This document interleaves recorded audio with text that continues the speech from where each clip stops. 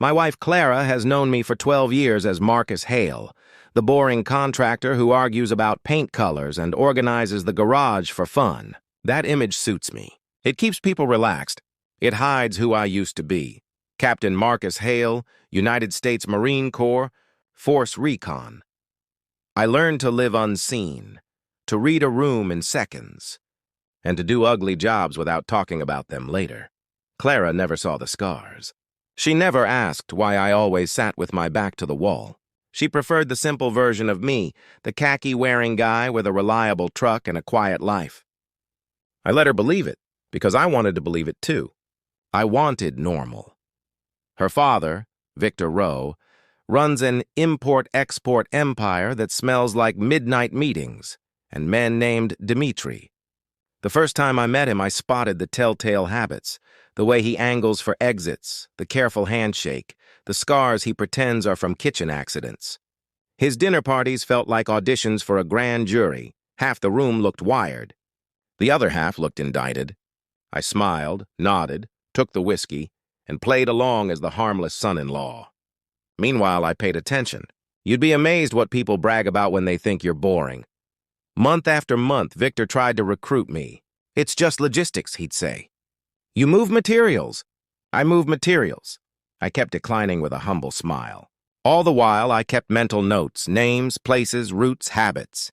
I didn't go looking for a fight, but I knew a storm would come. So I prepared for bad weather. It arrived on an ordinary Thursday. We were at Victor's penthouse, marble, glass, and ego, when Clara slipped down the hallway with her phone. The walls carried sound. I heard her. He's a weakling. Send your men to the warehouse tomorrow. Make it look like an accident. A weakling. She meant me. I didn't flinch. I smiled through dessert, clinked glasses to family, and drove away calm. The costume of harmless Marcus slid off like an old coat. The Marine underneath woke up. 3 years earlier, I'd bought a warehouse in a rough district. On paper, a storage space for my construction business. In reality, I designed it with security and contingencies because something about Victor's world never added up. That night, I made a few quiet calls to old friends, people I trusted with my life. No speeches, no drama. Just times, places, and a request to bring their best. The next night, right on schedule, 3 black SUVs rolled up. 12 men stepped out. Well-trained, well-equipped, confident. They entered. What happened next wasn't a shootout movie. It was control, confusion, misdirection. I don't enjoy violence, but I respect preparation, and I had prepared. The team lost coordination fast. When they finally realized they were outmatched, it was too late. Everyone was down, alive but finished. I separated 2 of them, older leader, younger second, and sat them in my office that looks like an accountant's closet. No threats, no theatrics, just facts. I used names I shouldn't know, details about their lives no weakling would have. I laid out their choices. Keep protecting Victor and lose everything. Or tell me the truth and walk away to new lives where their families would be safe. They talked.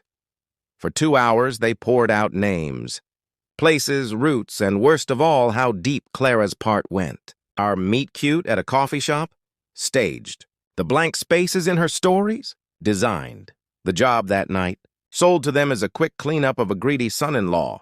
They didn't know Victor had been planning something bigger and that they were meant to be expendable pieces. I honored my promise.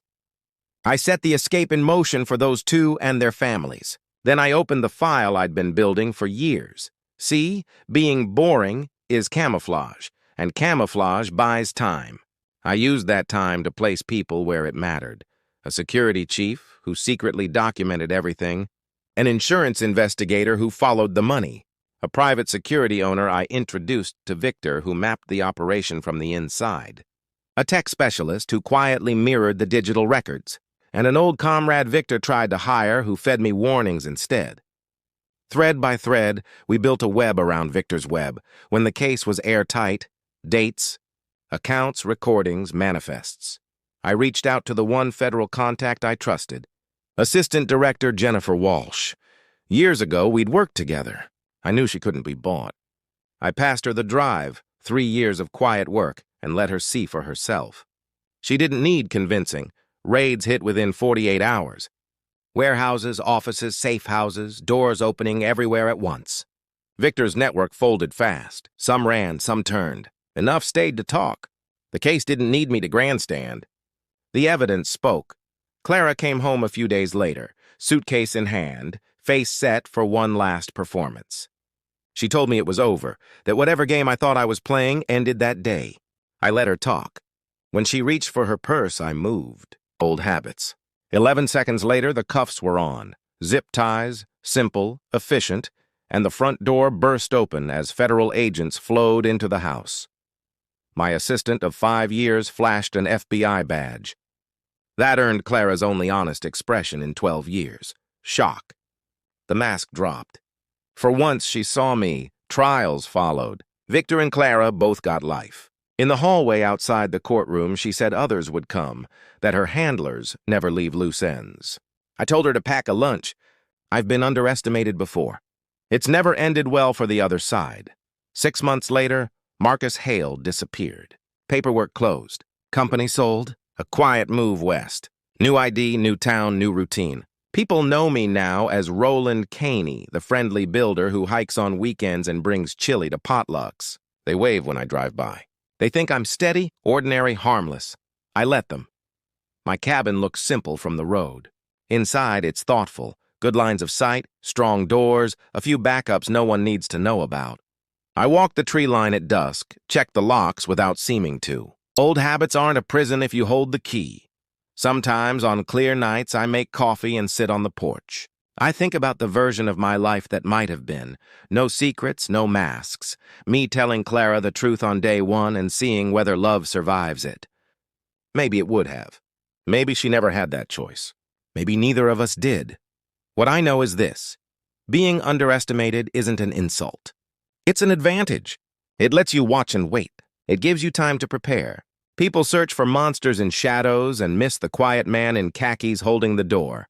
That's the lesson Victor never learned and Clara never believed.